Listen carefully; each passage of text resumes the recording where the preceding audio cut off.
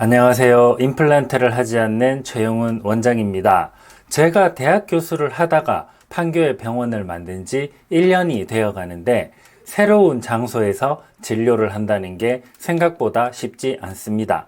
제가 분당 서울대 병원에 있었을 때 15년 동안 자리를 한 번도 바꾸지 않고 제가 진료를 잘 할 수 있도록 완벽하게 만들어 놓고 진료를 했었는데 병원을 옮기면서 기구나 재료는 똑같은 걸 쓸 수 있지만 주변 환경이나 수술 세팅을 똑같이 한다는 건 굉장히 어렵습니다. 저를 도와주는 직원도 바뀌었기 때문에 교육하는 일도 만만치 않죠. 사실 병원을 오픈하면서 제일 걱정했던 부분이 제가 생각하는 완벽한 세팅이 언제 될 것이냐였고, 예를 들면 요리사가 다른 레스토랑에 가서 요리하는 것과 비슷합니다. 수험생이라면 다른 학교 교실에 가서 공부하고 시험 치는 것과 비슷하죠. 그렇다고 하던 치아 살리기를 안 하거나 치료 과정에 문제가 생기면 안 되기 때문에 병원을 옮기고 나서 고통과 고뇌의 시간을 보냈다. 그런 이야기가 되겠습니다. 여담이지만 여러분께 보여드리는 치아 사진을 찍는 일도 만만치 않습니다.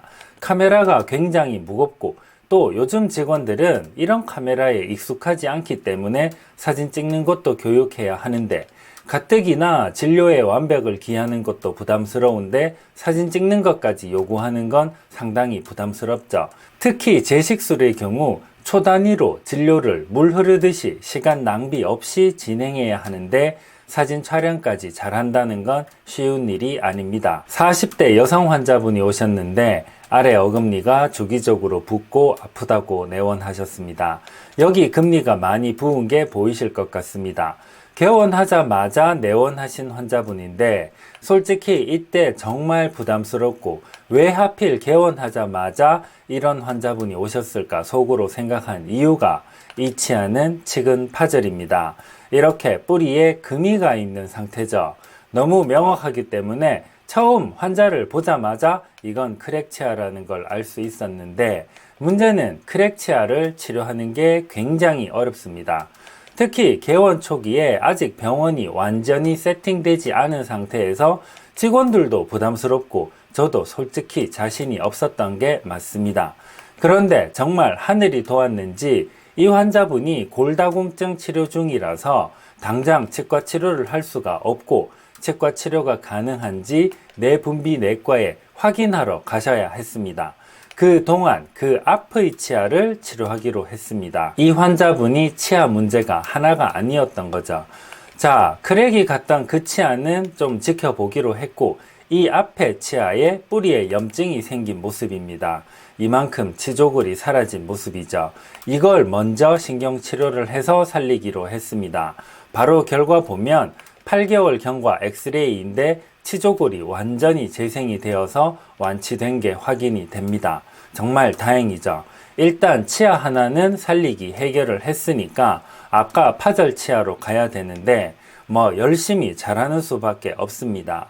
크랙이 발생된 치아를 잘 붙여서 다시 식립하고 이때 전용 액체로 치아를 잘 보존하는 게 제일 중요합니다. 그 다음으로 크랙을 붙일 때 도와주는 위생사와의 호흡이 굉장히 중요합니다. 정확하게 기억은 안 나지만 이렇게 사진도 찍고 한 걸 보면 순조롭게 진행이 되었다고 생각됩니다. 뭔가 잘못되면 절대로 사진을 찍지 않습니다.